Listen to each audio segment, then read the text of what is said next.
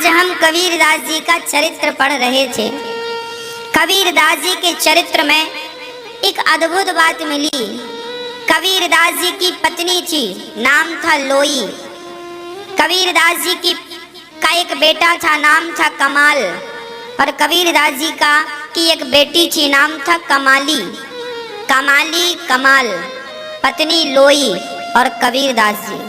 कबीरदास जी का काम था जुलाहे का, कपड़ा बनाने का काम था, कपड़ा बनाते थे। कबीरदास जी के चरित्र में लिखा है कि कबीरदास जी कपड़ा बनाते, जो पैसा मिलता उसी से अपने परिवार का पालन करते।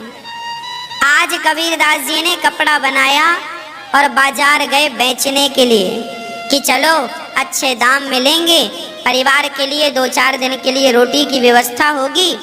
तभी कबीरदास जी के पास एक साधु आ गए। साधु ने कहा, कबीर जी हमें कपड़ा दे दो, हमारी लंगोटी के लिए नहीं है, ओढ़ने के लिए नहीं है। तो कबीरदास जी ने सोचिए, उस कपड़े से रोटी आनी थी, कुछ पैसे मिलते तो सामान आता रोटी इत्यादि का, उतना ही धन था कबीरदास जी के पास। उस कपड़े की थान में से आधी थान जब वो देने लगे तो साधु जिनको दे रहे थे उनका लालच बढ़ गया।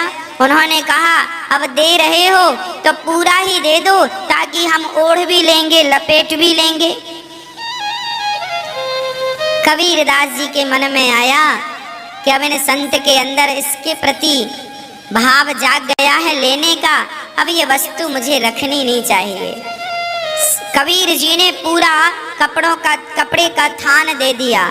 अब कबीरदास जी विचार करने लगे, अब मैं अपने घर जाऊंगा तो मेरी बेटी कहेगी पिताजी भोजन लाए होंगे, मेरा बेटा कहेगा पिताजी कुछ भोजन लाए होंगे, पर मेरे पास तो कुछ है ही नहीं।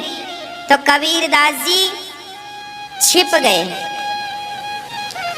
पास में जंगल था, वहां चले गए, पेड़ के नीचे बैठकर सीताराम राम राम राम राम राम राम राम सीताराम सीताराम कबीरदास जी जाप करने लगे राम राम का। जब राम नाम का जाप, घर में रोटी नहीं है, बच्चे भूख से तड़प रहे हैं और कबीरदास जी जो सामान था कपड़ा इत्यादि वो दान कर दिया। अब बच्चे भूख से तड़प रहे हैं। कबीरदास जी बोले, घर जाऊंगा बच्चों की तड़प देख ना पाऊंगा, इसलिए यहीं बैठूं और भगवान का चिंतन करूं।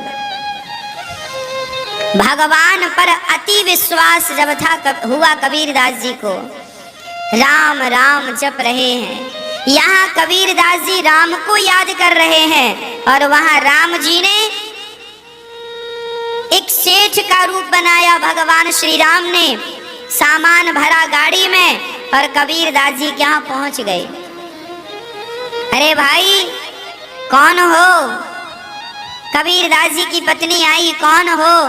कबीरदास जी ने सामान बेचा है, उनका कपड़ा बहुत महंगा बिका है। देखो दान किया था ना कबीरदास जी ने, कपड़ा एक संत को दान कर दिया। वो संत कोई और नहीं थे, स्वयं भगवान।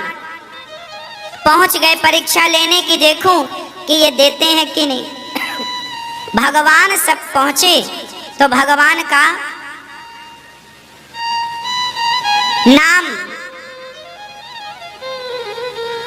भगवान का दिव्य स्वरूप उन्होंने दान किया, वस्त्र का दान किया। तो दान किया, दान कभी नष्ट नहीं होता। देर सवेर दान का परिणाम, दान का फल हमें मिलता ही है। कबीरदास जी को तुरंत मिल गया। भगवान स्वयं उनके यहाँ सामान में बढ़िया दाल चावल घी शक्कर गुड़ भर भर के गए और सामान उतारने लगे। कबीरदास जी की पत्नी बोली, इतना सामान? बोले हाँ, बहुत महंगा बिका है। 4 दिन हो गए कबीर जी को, अभी लौटे नहीं। तब कबीर जी को लगा चलो अब चल के देख लेना चाहिए घर की स्थिति क्या है। तब कबीरदास जी वापस आए तो देखा तो पत्नी बड़ी चंगा, बच्चे बड़े प्रसन्न, खा रहे हैं पी रहे हैं। कबीर जी बोले पत्नी से, देवी ये सब सामान कहाँ से? बोले आपका ही तो कपड़ा महंगा बिका है, उसी से तो ये आया है। कोई आया था गाड़ी में भरकर। कबीरदास जी समझ गए, प्रभु मेरे कारण आपको इतना कष्ट उठाना पड़ा, मेरे घर राशन पहुंचाने आपको आना पड़ा। कबीरदास जी रोने लगे और वो सामान उठा उठा कर भंडारा बना बना करके बढ़िया पूरी सब्जी खीर बनाकर संतों को लुटाने लगे। ले जाओ भैया, ये प्रसाद है, प्रभु ने दिया है, सब पाओ सब पाओ। जितनी संपत्ति आई सब दान पुण्य करके भोजन करा के फिर दे दिया। पर भगवत कृपा ऐसी हुई कि कबीरदास जी के यहाँ स्वयं भगवान राशन देने आया करते थे, स्वयं भगवान उनका भरण पोषण करते थे।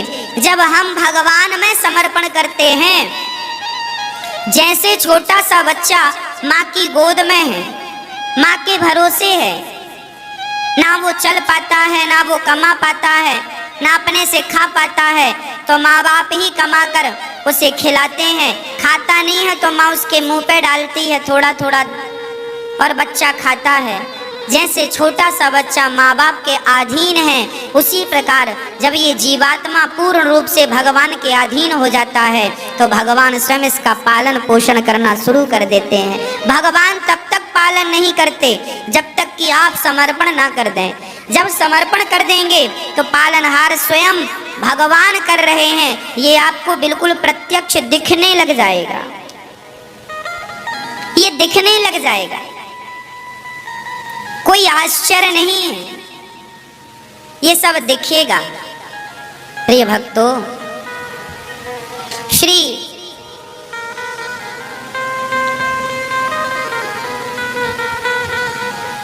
कबीर जी ने भगवान का विश्वास नहीं तोड़ा, भगवान पर पूर्ण श्रद्धा रखी।